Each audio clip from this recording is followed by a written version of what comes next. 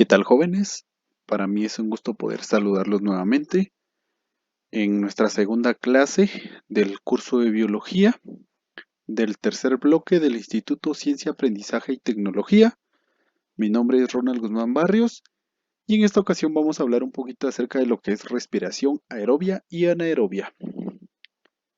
Es un tema un poquito complejo, puede ser un poquito difícil de entender.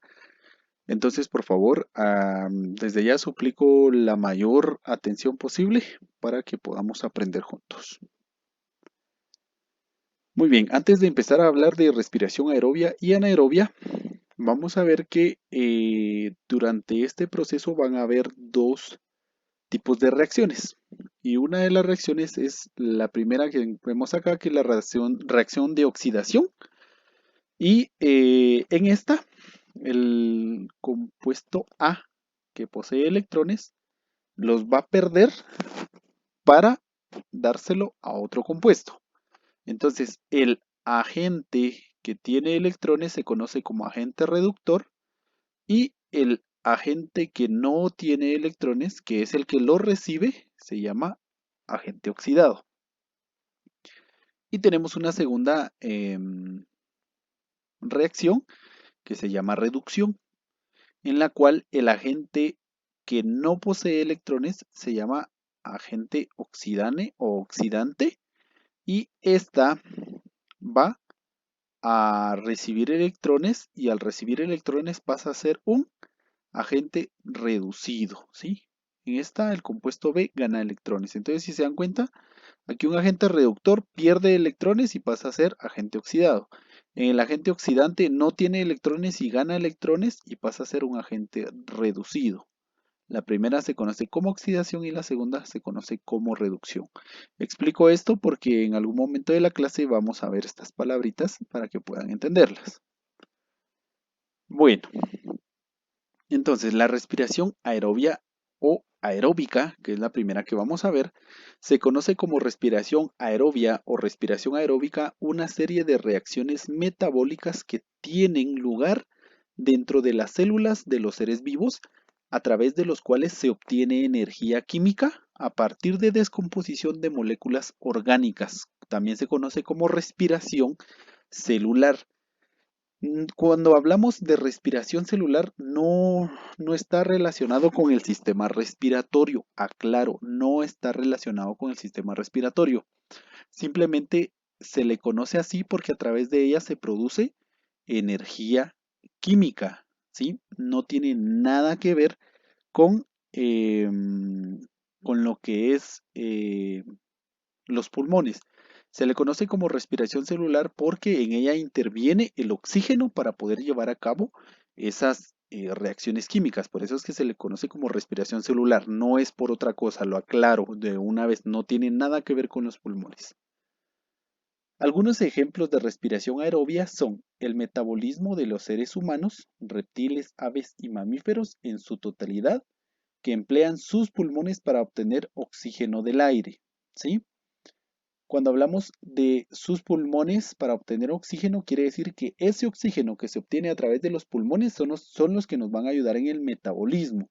Como dije, se le conoce como respiración celular solamente porque interviene el oxígeno, no necesariamente porque se lleve a cabo en los pulmones. Por ejemplo, el metabolismo de los peces y otros seres acuáticos que poseen branquias para obtener oxígeno del agua. También en el metabolismo de los insectos que incorporan el oxígeno del aire a través de una serie de tráqueas a lo largo de su cuerpo. Otro caso son los gusanos y lombrices que hacen lo mismo por la piel, o sea, respiración cutánea. Es un tipo de metabolismo energético en el que los seres vivos extraen energía de las moléculas orgánicas como la glucosa o azúcar de la sangre. Haciendo un pequeño resumen, nosotros comemos alimentos, los que dijimos anteriormente en la unidad pasada, que obtenemos energía a través de los carbohidratos. Los carbohidratos se convierten en azúcar, o sea, azúcar de la sangre, que en este caso es la glucosa, y la glucosa al fragmentarse también produce energía. Por eso es que decimos que la energía viene de los carbohidratos que se convierten en glucosa, la glucosa se descompone y se convierte en energía. Se trata de un proceso complejo. ¿Por qué complejo? Porque es muy difícil de entender. Vamos a tratar de explicar lo más que podamos. Un proceso complejo de obtención de energía que consume glucosa, o sea, azúcar, como combustible y oxígeno como receptor final de electrones, o sea, oxidante, ¿sí? El oxígeno pasa a ser el receptor final de electrones, o sea, oxidante, en reacción con ácido pirúvico. El ácido pirúvico es también otro componente que se deriva de la descomposición del azúcar.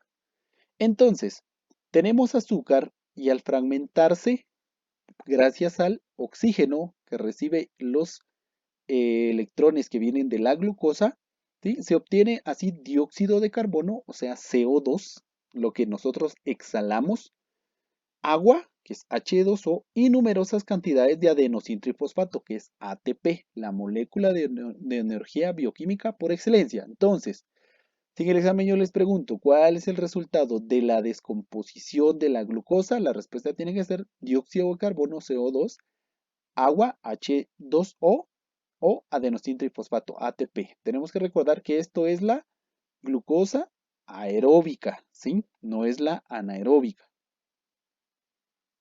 Entonces, en otras palabras, viene una molécula de glucosa, como vemos aquí en la imagen, entra en la mitocondria, ¿sí? Pero también a la mitocondria al mismo tiempo van a entrar 6 moléculas de oxígeno. Al mezclarse el oxígeno y hacer contacto con la glucosa se rompe, se fragmenta, ¿sí? Es una reacción de anabolismo, perdón, de catabolismo, porque se rompe, ¿sí?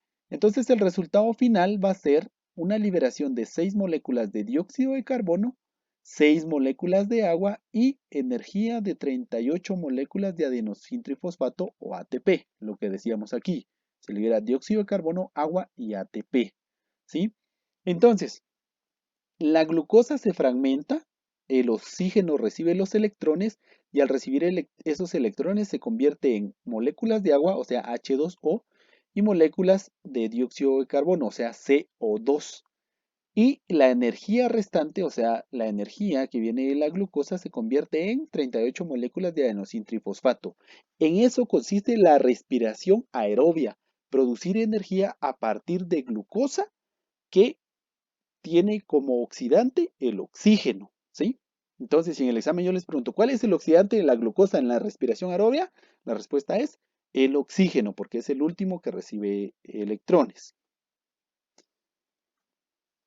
Es la ruta metabólica que permite obtener energía de la glucosa, es decir, se trata de una serie sucesiva de reacciones bioquímicas aplicada por la mayoría de los seres vivos para romper la molécula de glucosa aeróbica y obtener de ella la energía química necesaria en forma de ATP para mantener andando el metabolismo celular. Entonces, aquí por ejemplo, vemos los dos mecanismos. En este caso aquí tenemos con oxígeno, o sea, respiración o glucólisis aeróbica. A la desfragmentación de la glucosa se le conoce como glucólisis, repito. A la desfragmentación de la glucosa se le conoce como glucólisis, o sea, a la ruptura de la glucosa se le conoce como glucólisis. Lisis significa ruptura y gluco viene de la palabra glucosa.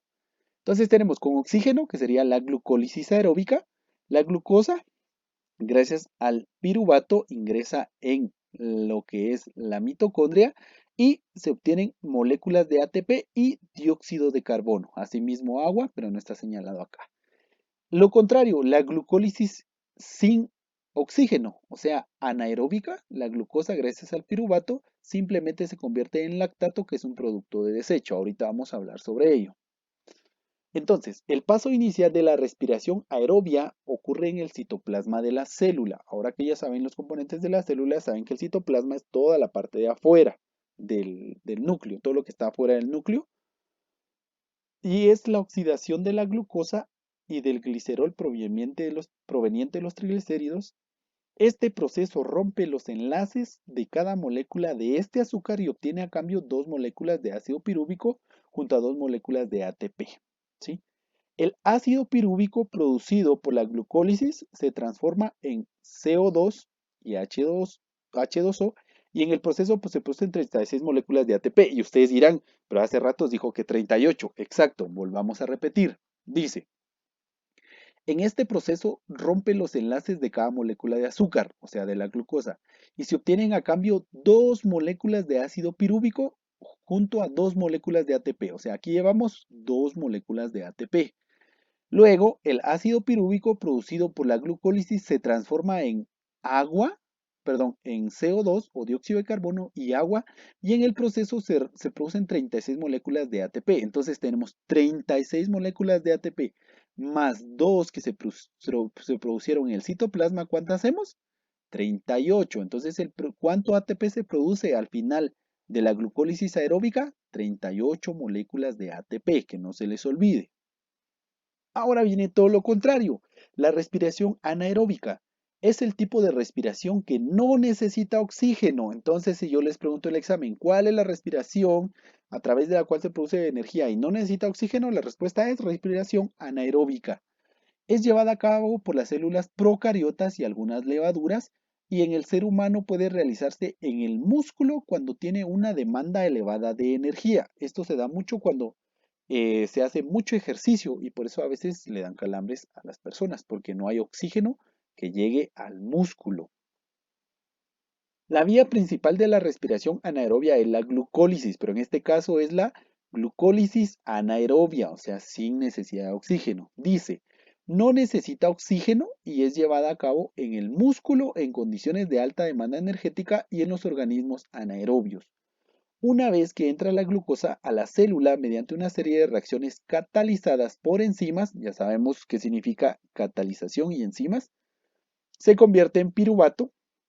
Al no haber oxígeno, el piruvato simplemente se convierte en lactato mediante una enzima llamada lactato deshidrogenasa. Y aquí termina el metabolismo anaerobio. Entonces, si se dan cuenta, miren pues, glucólisis anaerobia, ¿sí? Tenemos glucógeno, en este caso que se da en el músculo, tenemos todas las moléculas de glucosa, ¿sí? Simplemente, se dan cuenta, se lleva a cabo solo el primer paso. ¿Cuántas moléculas tenemos aquí entonces de ATP? Una y dos. ¿Se recuerdan el anterior? Vamos a regresar. Son estas mismas dos moléculas que se producen. Ya no se convierte la glucosa en ácido pirúvico. Simplemente como no hay oxígeno, el oxígeno tendría que actuar aquí a este nivel y producir más ATP. Pero como no hay, entonces se produce ácido láctico, que es un producto de desecho, es un producto tóxico del cuerpo. Entonces, en la glucólisis anaeróbica simplemente se producen dos moléculas de ATP en lugar de 38 como en la glucólisis aeróbica, solamente 2 y el producto final es ácido láctico. Entonces, la respiración anaerobia se puede clasificar de acuerdo al tipo de elemento químico empleado en sustitución del oxígeno, o sea, como receptor de electrones durante el proceso metabólico. La respiración anaerobia mediante nitratos, respiración anaerobia mediante sulfatos, respiración anaerobia mediante dióxido de carbono y respiración anaerobia mediante iones de hierro. En otras palabras, si no hay oxígeno, el que puede cumplir la función del oxígeno para seguir produciendo más ATP es el nitrógeno o el sulfuro, el dióxido de carbono o los iones de hierro, ¿sí? En el proceso dice no se necesita oxígeno, sino otra sustancia oxidante distinta como el sulfato o el nitrato que mencionábamos anteriormente. La única diferencia, por lo tanto, radica en que el aceptor último de electrones no es el oxígeno. Todos los posibles aceptores en la respiración anaeróbica tienen un potencial de reducción menor que el oxígeno, por lo que partiendo de los mismos sustratos, o sea, glucosa, aminoácidos y triglicéridos, se genera menos energía en este metabolismo que la respiración aerobia convencional. Entonces, si yo les preguntara en el examen, ¿en cuál de los dos tipos de respiración se produce más energía? La respiración es aeróbica. ¿Y en cuál se produce menos? En la energía anaeróbica. Y así llegamos a la tarea. La tarea más que todo va a ser investigar en internet en qué situaciones el cuerpo produce energía a través de la respiración aerobia y en qué situaciones el cuerpo produce energía a través de la respiración anaerobia. Tiene un valor de 14 puntos, por favor redáctenlo bien. Se entrega el día viernes 26 de junio de este año. Solo quiero hacerles una recomendación. Tratemos de hacer bien las tareas, porque muchas tareas que entregaron ahorita en el segundo bloque estuvieron muy mal hechas y las notas son muy bajas. Incluso algunos, desgraciadamente, pues reprobaron por eso, porque no enviaron sus tareas completas y las pocas que enviaron las enviaron mal hechas. Entonces, por favor, traten de hacerlas al día y no a última hora. Cualquier cosa, estoy para servirles. Ha sido un gusto y muchas gracias.